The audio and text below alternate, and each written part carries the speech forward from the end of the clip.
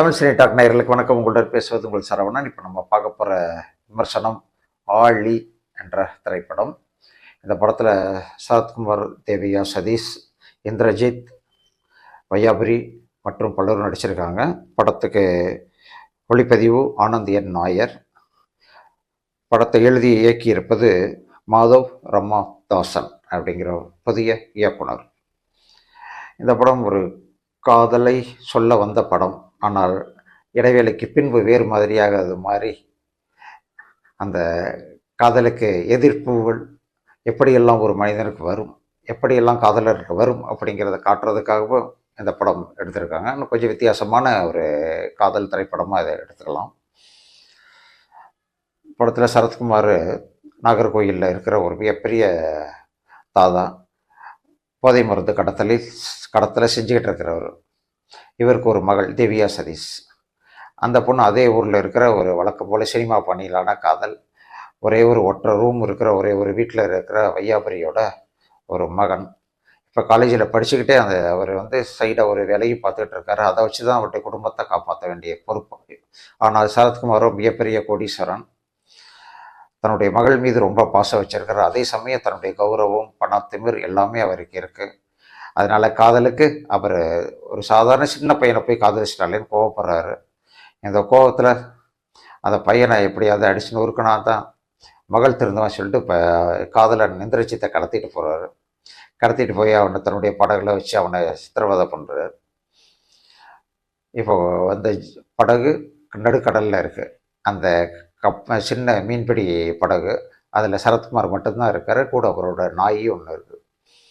இப்போ அந்த இந்திரஜித்தை பேசி தீக்கலாம்னு சொல்ல போனால் அந்த பையன் கத்தி அடிக்க இவரும் அவரை அடித்து ரெண்டு பக்கமும் மிகப்பெரிய கோபத்தில் ஒரு செய்யக்கூடாத அதை சாதாரண சமாதானமாக பேச வேண்டிய மேட்டர் அடிதடி அளவுக்கு ஆகிப்போச்சு.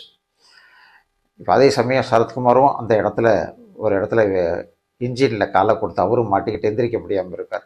இன்னொரு பக்கம் சரத்குமாரால் அடித்து உதைக்கப்பட்ட அந்த காதலனும் மீன்பிடி படகுல கீழே அண்டர் கிரவுண்டில் மாட்டிக்கிட்டாரு. அவரும் எந்திரிக்க முடியாமல் உட்காந்துருக்காரு.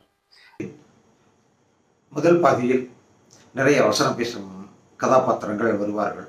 ஆனால் இரண்டாம் பாதியில் இரண்டு பேர், ஒன்று சரத்குமார், இன்னொன்று அவருடைய மகளின் காதலனான இந்திரஜித். இவங்க ரெண்டு பேருமே அந்த படகுல பேசிக்கிட்டே இருக்கிறாங்க. இவருடைய நடிப்பு என்பது இரண்டாவது பகுதியில் தான் நல்லா தெளிவாக தெரியுது. அலையும் சரத்குமாருக்கு லீடிங் ரோல். ஒரு ரவுடி தான், கடத்தல் கும்பலை தலைவன் தான்.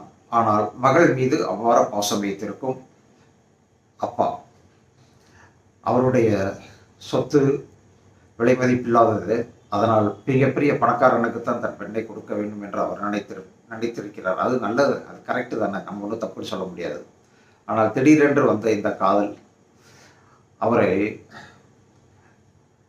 போலீஸுக்கு போய் தகவல் சொல்லி வேறு எதுவும் செய்ய வேணாம், அதுக்கு நம்மளே ஏதாவது செஞ்சிருவோம் சொல்லி தான் அந்த களத்தில் இறங்குறாரு.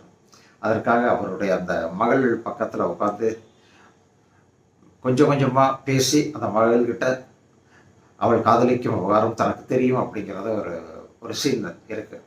அதில் ரொம்ப அழகாக, அமைதியாக, ஆத்மார்த்தமாக எல்லாருக்கும் பிடிச்சமான ஒரு அப்பா மாதிரி சரத்குமார் அதில் நடிச்சிருப்பார். அந்த நடிப்பு மிக சிறப்பு. அதற்கு பிறகு இரண்டாம் பாகத்தில் தன்னுடைய எதிரியாகவே அந்த மருமகனை நினச்சி அவன்தான் முதல்ல இந்திரஜித் தான் இவர் அடிக்கிறதுக்கு ஆரம்பிக்கிறோம். அதனால தற்காப்புக்காக சரத்குமாரை திருப்பி அடிக்க வேண்டியிருது.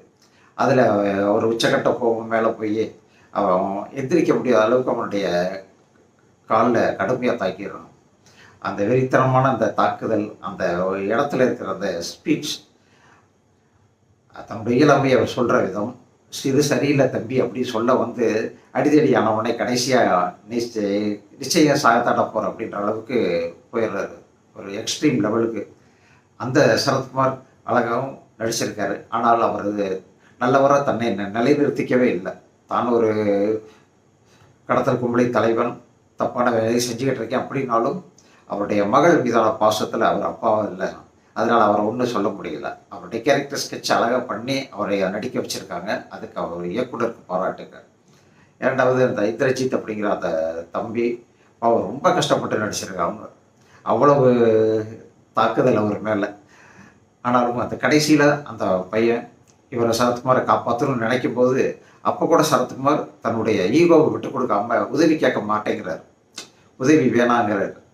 அப்பவும் சொல்றாரு, இந்த இந்திரஜித்த நீ தப்பு தப்பா செஞ்சுட்ட. அதனால தான் இப்படி ஆயிப்போச்சு. அப்படி திருப்பி சொல்றாரே ஒழிய, தம்பி என் கால காப்பாத்து, என்ன காப்பாத்து அப்படின்னு ஒரு வார்த்தை கூட சொல்லல.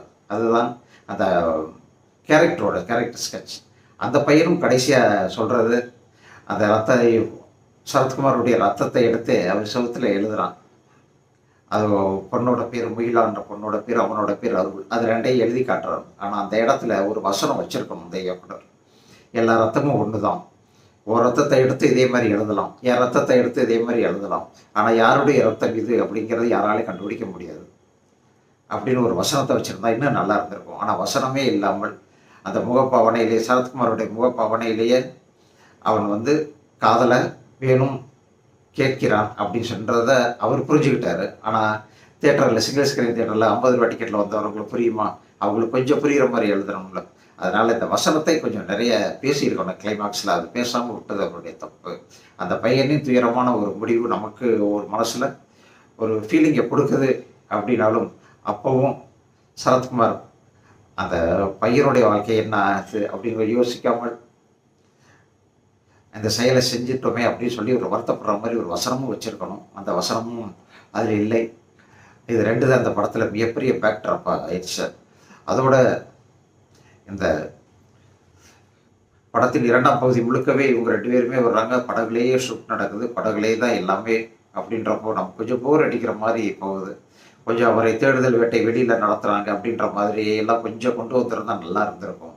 ஆனால் அதை செய்யாமல் முழுக்க முழுக்க அதை போட்லேயே 2 பேருமே மாறி மாறி அடிச்சுக்கங்க அப்படி சொல்லி விட்டது தான் இந்த படம் மீதான முழு பார்வையும் நம்மகிட்ட கிடைக்கல.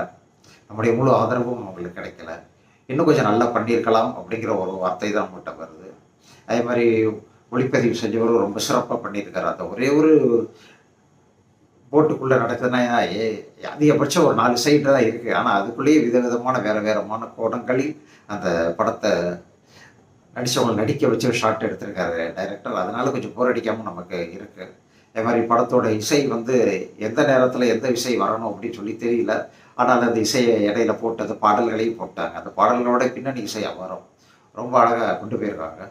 அதுலேயும் அந்த இயக்குனர் ரொம்ப கஷ்டப்பட்டு ஒவ்வொரு அது போட்டு எப்போவுமே ஆடிட்டு தான் இருக்கும். அதை கூட ரொம்பவும் நுணுக்கமாக அதை கரெக்ட் பண்ணியிருக்காங்க. அந்த போட்டு ஆடுறது கூட ஒரு கடைசி காட்சி வரையிலும் அந்த போட்டு ஆடுறது தெரியுது. அந்த அளவுக்கு இயக்குனர் சிறப்பான இயக்குனராக இருந்திருக்காரு. ஆனால் திரைக்கதையில் ஒரு இன்ட்ரெஸ்ட் இல்லை, ஒரு ஆர்வம் நமக்கு இல்லை. நமக்கு ஏற்படுத்தியிருக்கணும், அந்த இயக்குனர் தான் ஏற்படுத்தியிருக்கணும். அதை அவர் செய்யலை. ஒரு சுவையான திரைக்கதை, எதிர்பார்க்காத ஒரு பரபரன்னு ஓடுற ஒரு திரைக்கதை அப்படி வச்சுருந்தாருன்னா நல்லா இருந்திருக்கும். ஆனால் அது மாதிரி இல்லை என்பதுதான் நமக்கு வருத்தம். மற்ற தொழில்நுட்ப கலைஞர்களும் இந்த படத்தை கொஞ்சம் சிறப்பாக அவங்க வேலையை அவங்கவுங்க கரெக்டாக செஞ்சுருக்காங்க.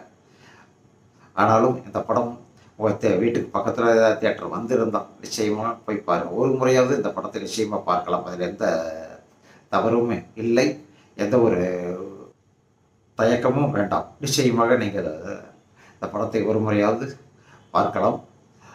இது மாதிரியான ஒரு படத்தின் கதை இந்த மாதிரி 2026 வருதுங்கிறது மிகப்பெரிய விஷயம். இந்த படத்தை தயாரித்த தயாரிப்பாளருக்கு, அவருடைய தைரியத்துக்கு இதுக்காகவே நம்முடைய பாராட்டுக்கள். படக்குழுவினர் அனைவருக்கும் நமது பாராட்டுக்கள், வாழ்த்துக்கள். படத்தை நிச்சயமாக ஒரு முறை பார்க்கலாம் என்று மீண்டும் சொல்கிறோம். நன்றி, வணக்கம்.